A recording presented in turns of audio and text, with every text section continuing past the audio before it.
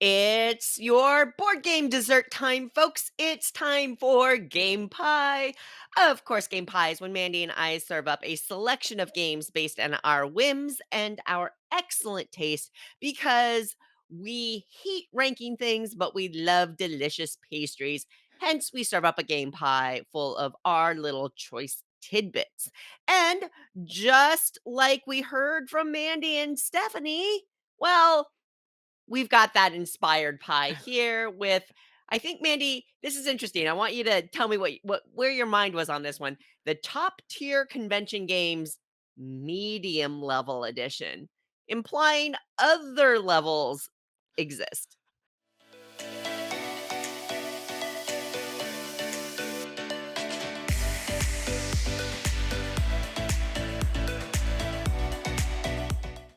Okay, so when you go to convention, a lot of the times people will pick convention type games. And let's be clear, you can really play anything you want at a convention, but some lend themselves a little better to playing with groups or, getting people involved in interactivity. And they're usually lighter games, party games, which are fine, but they're generally lighter games. Sometimes some of us like to play something a little crunchier, and that could be maybe at the medium level or heavy level. We're not doing heavy though. We're doing medium level games. So I figured lightish medium, something that's a bit more than the party game, a bit more than the light game that works at a convention. Gotcha. Okay. I think I hit the bill, but we'll see if you disagree with any of my choices. Fair. So, Mandy, of course, first up, why don't you serve up the numero uno slice? Sure. So my first slice of top tier convention games, medium level edition, is For the Queen. Now, some of people may qualify this as a light game. The reason why I say medium is because it's an RPG narrative game. Now, it does accommodate a variety of levels of players, which I appreciate, but I still don't think it's like light level. You still need to come up with some kind of story. You need to still kind of track to a certain degree what everyone's saying. Not a ton of memorization because my memory is like Swiss cheese, but it's a really good time and it's kind of like above that party game. If that makes sense. The Sure. rules are pretty straightforward. As long, we had someone in our when we played this that kind of ran it a little bit, and I say ran loosely. Um, but it definitely helps if you have some RPG experience, but totally not necessary. You could totally kind of come in with a very beginner mindset and still have a really good time. But it isn't party level. This is a weird one because I guess it's would technically be light. I wouldn't say it's medium necessarily, but you can definitely make it that way. So for the Queen, I really like this, and this was a test one. I tested at the breakout con that I was at recently, and it was a very strong one. Excellent choice. First slice up for me is a game Mandy introduced me to and actually got me my copy. So thank you, Mandy, for this. And that is Challengers. Mm, Challengers plays, I believe, up to 8 or I even think so. 10. Yeah, I think it's 8. Like a really high player count. And just according to your definition, that was where my mindset was is Yeah. player count was a big deal for me in this. Like it had to play at least more than 4. And so here you have Challengers, plays a huge count of people. It's got this goofy comic booky comic style art on the front. And what it is though, and I don't think it really tells you what the game is. The game Sure. is a deck building game of capture the flag. It's bananas. You get all these different little mini factions that you can shuffle up together, and then you're trying to optimize your deck as you're playing capture the flag against your opponents. And what it is it's almost like a tournament in a box because you're just going to play against one person and then you're going to rotate tables or rotate against other opponents as you play and try Right. to climb the mountain, so to speak. it I was surprised at how much I enjoyed this. I thought the deck building was actually really compelling and really fun, and there was just this weird energy when you played it. You got really into it, and that's perfect for conventions, right? At a high player count, but that medium level where that deck building really mattered. And when you got combos going and things like that was really rewarding. I enjoy challengers. There's a second expansion for it, like a Yeah. full standalone expansion. I haven't even checked that one out yet, but I'd like to because I think challengers is super duper fun. Yeah, it's really good. And yeah, I forgot that they launched there's an expansion or second Challengers too, yeah. challengers too. And it's not light. I think people sometimes confuse games Right. like this. It's not because I tested it out with players that I knew that weren't super, they were not like a heavy gamers or anything like that, and it was a bit of a struggle for them to grasp some of the rules. So, yeah, I think that's a good choice. Excellent. Next on my list, I guess you could say it's not, I don't think it's heavy, but you know what? That's subjective, I guess. Maybe it is for some people, and that's okay. Millennium Blades. My next slice of pie is one that I get to play this game maybe once a year if I'm lucky. I'm on fire this year. I've literally played it, what, 3 times? Maybe a fourth? You It's wild woman, great. you. I might even be able to dive into the into the expansion stuff that I've never touched that I really want to play. So Millennium Blades, it's deck building, but it's like one of those, it's like a game within a game, like you're opening packs of cards. Remember when you used to collect cards and, oh, did I get the Yeah, gold foil used to. cards? Yeah, okay, whatever. And like so it emulates that, and then you play in tournaments with your deck or your cards that you've built from buying all these, I was gonna say something, but all these terrible packs, and you've managed to find something in the dust of goodness. You're trying to do that with your deck and win this tournament. So, yeah, it's very meta, and I'm here for it. And it's a bit of chaos, but I like it. And I don't even like real time or any programming or any of that stuff. And it's got a lot of that in there, and it's strong. So, Millennium Blades, I love playing at a convention because I think it plays up to 5, I think. Mhm. And, for this type of game, that's not usually very common, but it does play well with a lot of people. You gotta have some time, but we always have a really good time with it. So Millennium Blades, if you haven't tried it, highly recommend. Very fun game. All right, my next slice had to fit a roll and write game in somewhere, and I actually took some time scanning my shelves. I'm like, if I could only bring one, just one to a convention, which one would it be?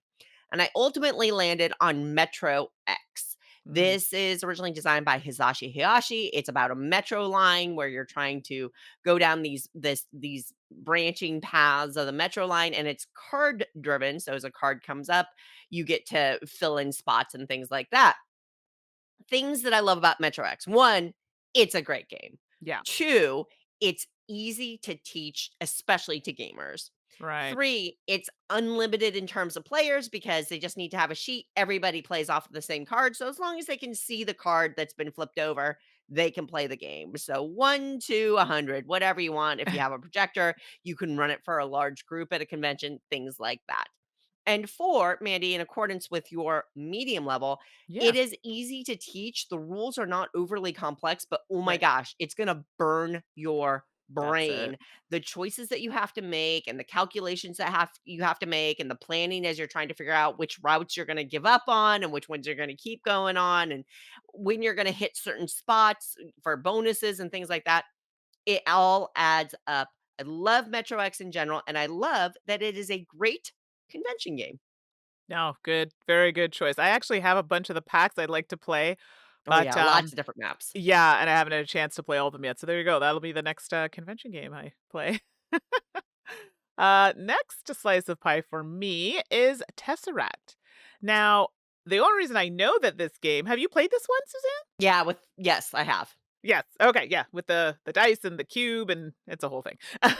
But so It's got never great mind. table presence, that's for It sure. really does. It's colorful. It has a little lazy Susan thing where you put dice that are in a cube, and you're using these dice on another part of the board to enact some actions. You're trying to fill in a certain board with these dice, and they're different colored dice, different numbers of dice, and you have actions that are going to help you kind of manipulate that in order to finish the board without I think without getting all the dice off. Like I think you have to do it before you finish um all the dice off of the little Susan. It's been a while since I've played it, but I'm pretty sure that's what it one of the end game conditions is. The only reason why I know that this game works well at a convention is because we had it at a local convention that I used to work with, and it was one that was demoed and did very well. It is cooperative, which helps. Now, it does have a lower player count, but it definitely is one that has a little bit going on. That's why I kind of say medium level, but it does help having that cooperative vibe so that it makes it easier. You can talk amongst yourself and figure things out together. So if you haven't played Tesseract, it's really good. And I really liked the way way it played, excuse me, at a convention. Cool. Alrighty, next up for me is a Splito. Splito is a card game. Again, it plays up to 8, I believe. So it's got that great player count Mm, range. You're going to get cards that you're just drafting around the table, and you are working with both people on either side of you. So Metro X is largely multiplayer solitaire, whereas right. Splito has a nice degree of player interaction, but not the direct conflict player interaction, because you are partnering with the person on your right and with the person on your left. As you're drafting cards, you're going to choose a card to play on either side of you. And that card you share with the person on that side of you. And then ultimately, what you're going to be doing is you're going to be scoring, you're going to get two scores, and your highest score is your best score. And then that person with the highest total score wins. Right. Um, because what you're doing is you're drafting both scoring cards and cards that fulfill that scoring option. So, for example, maybe you have to have at least one green, red, and pink card, or maybe you have to have the most number twos around the table, that kind of thing. So you're drafting, you're picking out, you're figuring out which side you want to do. You're kibitzing a little bit with your partners on either side, but ultimately you're in it for yourself. Yeah. So there's a little bit of light negotiation, a little bit of calculation. You're looking around at other people's tableaus and what they're doing. I like the interactivity. Again, I like that it's really easy to teach. It's really portable. It's just a card game. So quick setup, quick, put away, high player count, relatively quick. But again, those choices, the player interaction, the calculation, it's great. I love Splito and I love it for a convention. Yeah, strong choice. Yeah, that's a good one. Yeah, I forgot about that one. Yeah, good choice.